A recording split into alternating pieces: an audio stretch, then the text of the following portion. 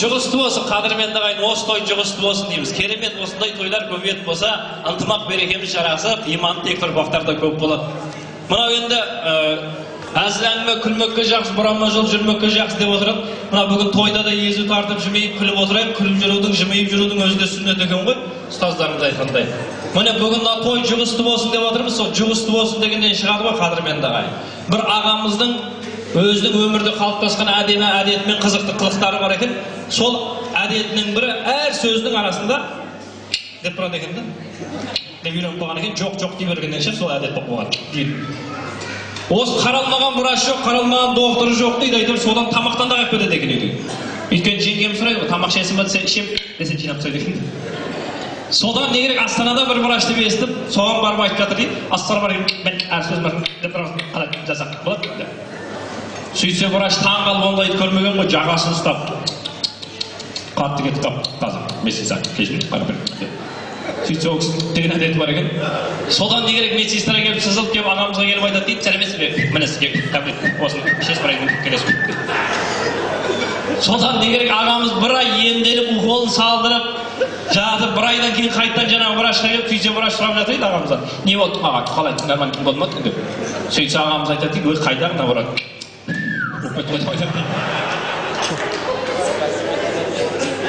Сол сияқты құрметті ағайын, жұқса осындай той жұқсын деп жатырмыз ғой. Қандай берекелі той. Міне береке деген осы шығар қадірменді ағайын. Осындай азынаулақ қана бір дүние болса, көпшілікке жетіп жатқан керемет береке, ынтымағы жарасқан той. Мына Бекжан Тұрыс актер ағамыз айтқандай, береке деген супермаркеттің алдында екі әжеміз отыр екен. Бірі қазақтың әжесі, өзіміздің әжеміз, бірі орыс апа. Екеуі сауда жасап отырып, береке деген супермаркетке қарап отырып, орыс апамыз сұрапты. Подруга, скажи, вот, магазин назвали Береке. Почему Береке назвали? Сөйтсе қазақ апамыз айтты, шырағым, береке деген береке ғой енді. Береке ғой енді. Ну что такое береке деп? Енді береке ғой енді, что болғанда да береке ғой. Ну что такое? Как это? Как переводится береке деп? Сөйтсе апамыз отырып отыр, шырағым, это не переводится. Почему десе? А потому что у вас этого нету деп айтады. Расында мына иіс мұсылманға берілген сияқты бұл береке деген қадірменді ағайын. Мына жұғысты бола берсін, жастар бақытты бола берсін. Бүгін мінекей 2 жас Мақсат пен Айтолқын қол ұстасып бақытқа бөленіп жатыр.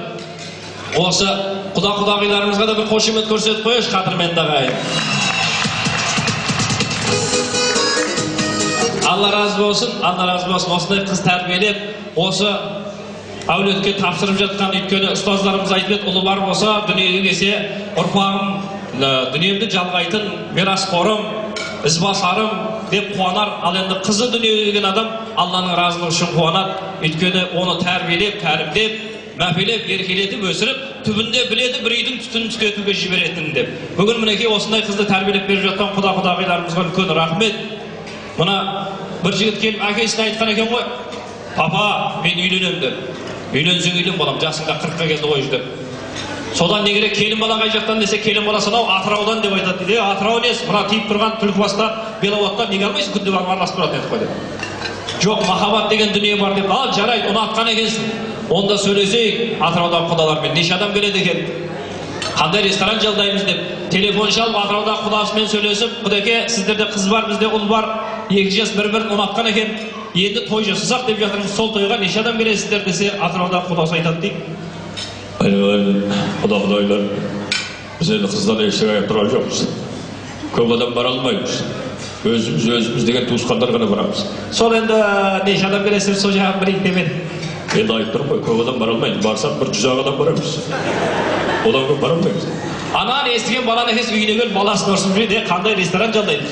100 адам деген не дейміз, қайда барып жатқызамыз деп жүргенде, Атыраудан құдалары келіп, вокзалға келіп, құдаларын күтіп алуға келсе, 100 емес 70 адам келіп, оны көрген баланы екенсіз, қатты қуанып, 30 келген жоқ қой, хотя бы. Содан 70 адамды алып Шымкентке келіп қыдыртып, кешкісі ресторанға келіп, құдаға сөз берсе, құда сөз сөйлеп тұр дейді. Алейналайым құда-құдағайлар, той құтты болсын. Мына енді Шымкент деген шаһарға келдік, өте керемет, тамаша, ұнады. Мына Тамада өте молодец, той мықты өтіп жатыр. Тамада молодец деп. Ол кезде мен емес, Тамада басқа бір жігіт қой. Ал енді мына біз келген 70 адам 3 күн жол жүрдік, қатты шаршадық. Айналайын құда, Sen осы 70 адам sen самолетке салып жібер қайтып деді. Ананы естіген баланың әкесінің баласына қарап жертеп тұрып қайдан ғана үйлендің деп тұрған кезде құда сөзін тамамдап жатыр дейді. Ал құдағайлар, мына келген 70 адам просто да келген жоқпыз. Әрқайсымыз $1000 $70,000 подарок береді. Баланың әкесіне ұстатқанда баланың әкесінің аяғы дірілдеп көзінен жас шығып, құдеке, өткенде сізбен телефонмен сөйлескенде сіз маған 100 адам береміз деп айтқан сияқты. Жоқ, мен просто білейін дегем, қалған 30 қашан берейін деп жатыр еді.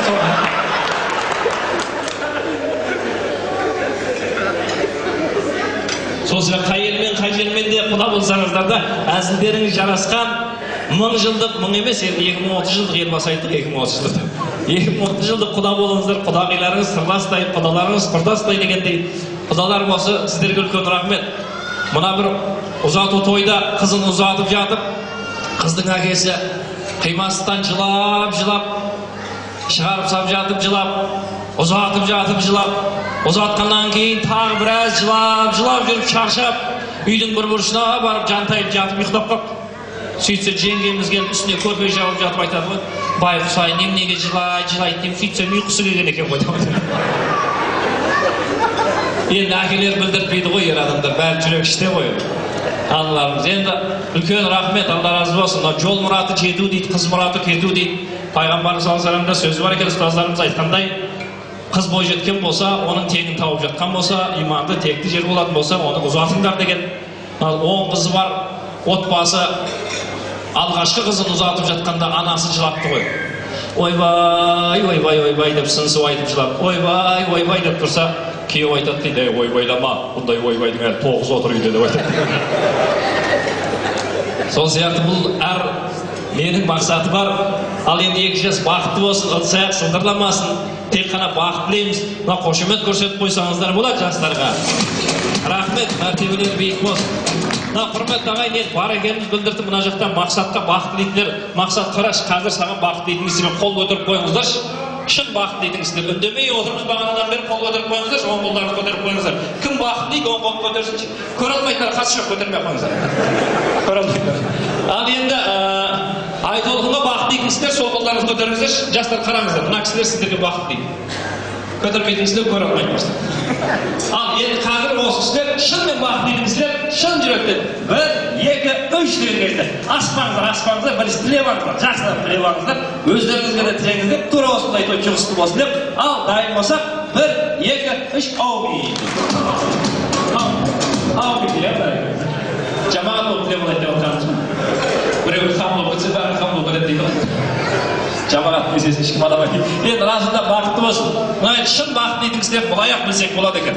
Мына той соңында отқан бәріміз той басында қалай өтті, той соңында дәл солай болады екен. Мына түгелдеп алсақ та болады. Қолдарыңызға ақ салфетка алыңыздаршы, тек көтере сызыңыздар болды. Шын бақыт дейтін кісілер ақ салфетка, ақ орамал алыңыздаршы. Мына ақ орамал бейбітшілік, тыныштықтың белгісі екен. Соғысты тоқтататын ақ орамал екен. Көбелесінде тоқтататын ақ орамал.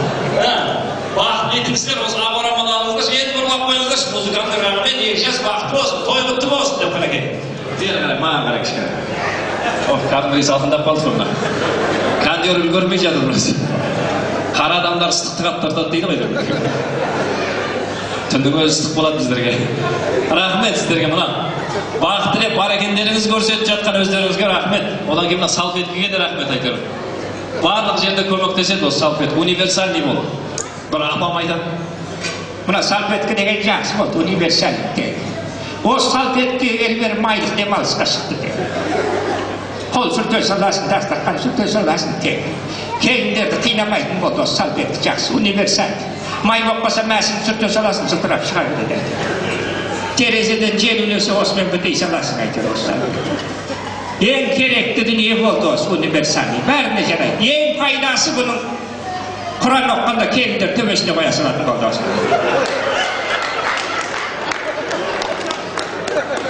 Енді осы салфетка ұзарса жақсы болады дейді. Алла қаласа ол әжеміздерге тілек қабыл болар. Бүгін мінекей ақ жаулықты құрметтейтін келіндеріңіз түсіп жатыр. Kezdегі аналарымыз орамал тоң болмайды, жол болады деген қағиданы ұстанатын келіндерден болсын дейміз. Кезінде апаларымыз соны айтқан кезде жол болады деген мақсаты түбінде сені жұмаққа кіргізетін осағы жауық деген екен.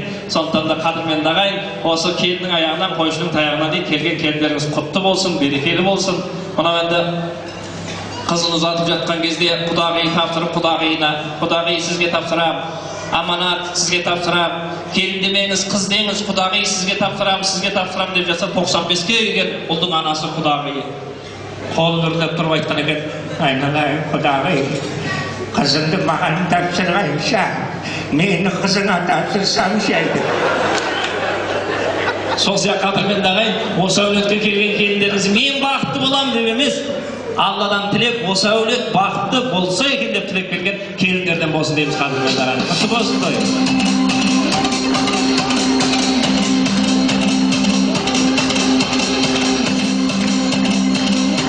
Ал құрметті ағайын, мұна айтып жатырмызға, әзіл-әңгіме күлмекке жақсы, бұрама-жол жүрмекке жақсы, езу тартып күліп той болғаннан кейін ерекшелігі болсын деп жатырмыз.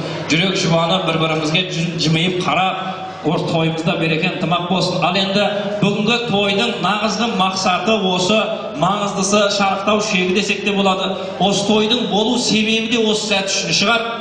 Өйткені қазір ортаға шақырғым келіп отқан, осы екі жасты мәпелеп өсірген, қанаттыға қақтырмай, тұмсықтыға шоқтырмай, және осы екі жас дүниеге шыр етіп келген күні осы сәтті армандаған болатын.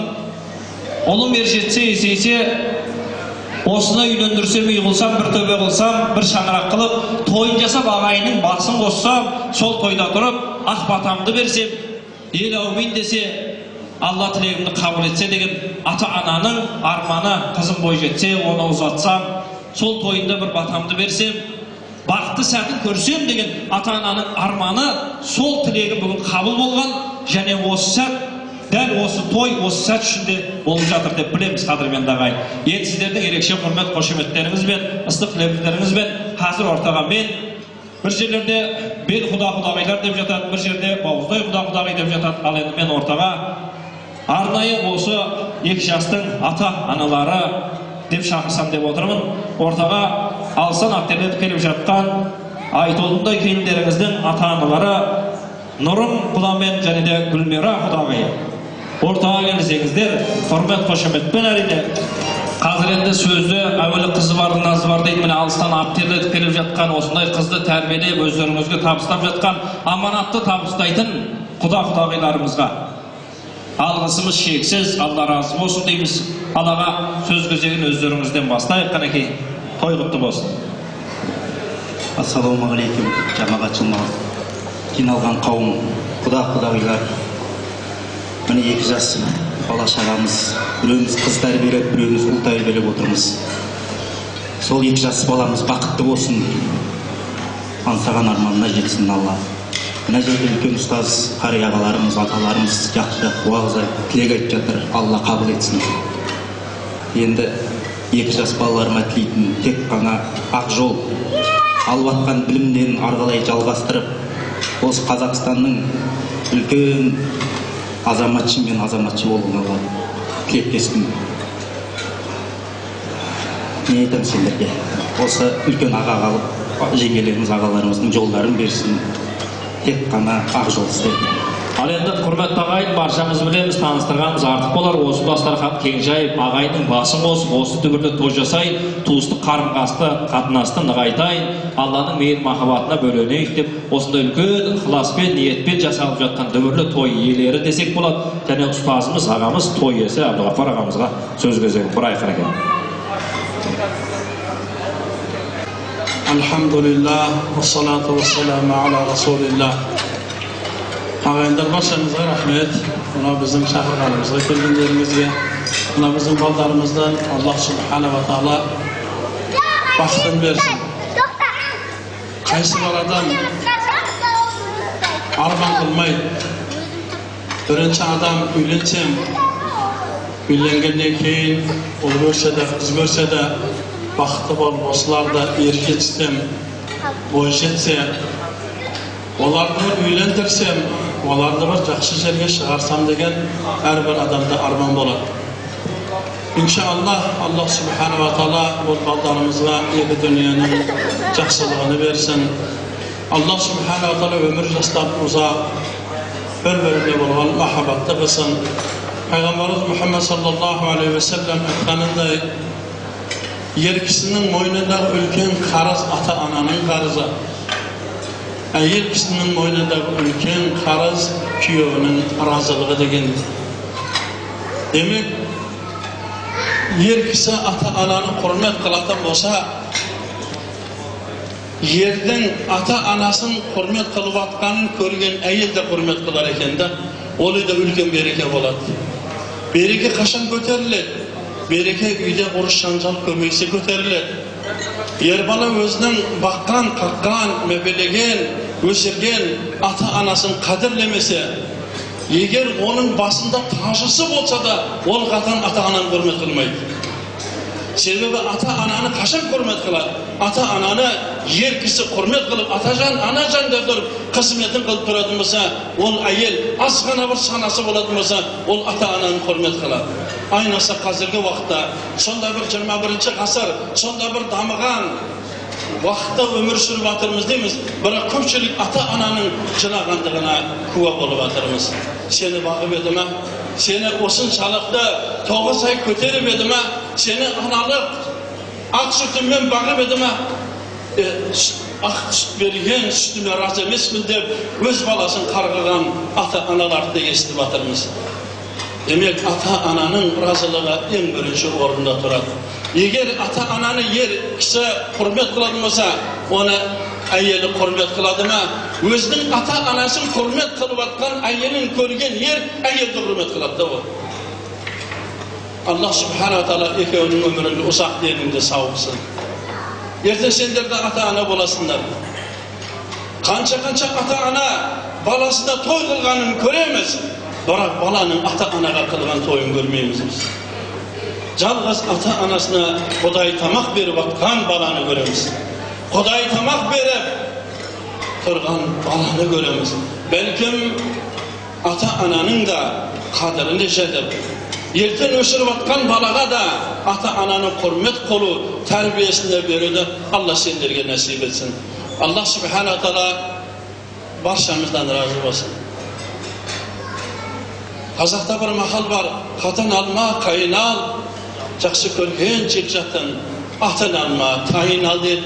Мына қызымыз, қазір келініміз сонда bir salavatlı семьядан, оқыған семьядан, imanlı семьядан bir gün bası жалаңаш жүрмеген, bir gün imansız жүрмеген, bir gün namazsız, beynamaz жүрмеген, bir ret orazasız жүрмеген keltimizin qadamı qutlu olsun.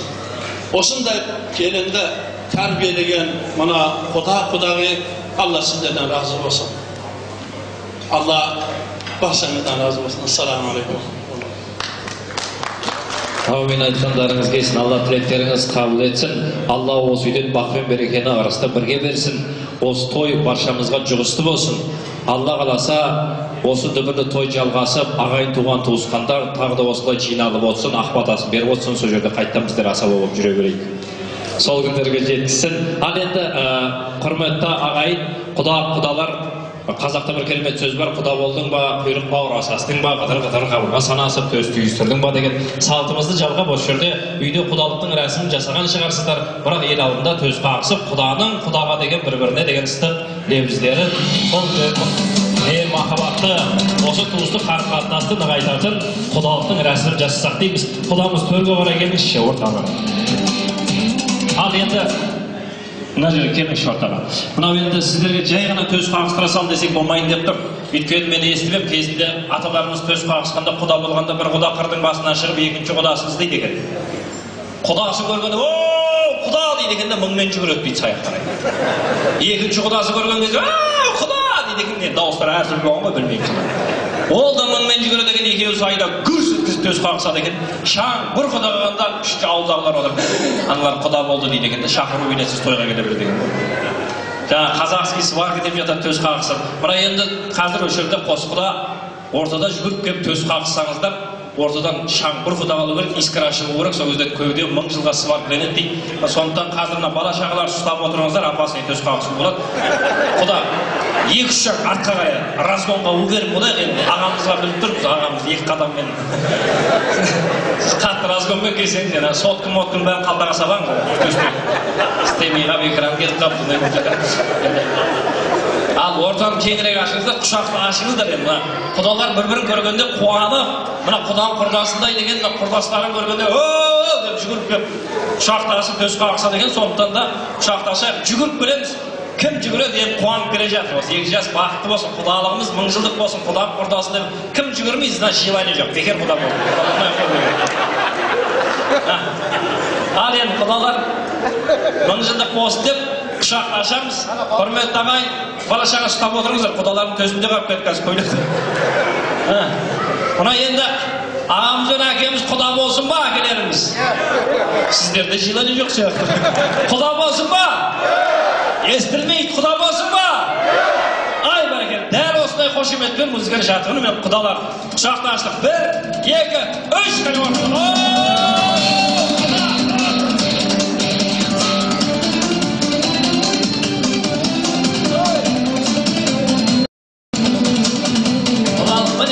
Құданың құрдасындай бір-бірін көргенде қуанып қарсы алатын құдалар. 1000 жылға созылсын дейміз құдалар.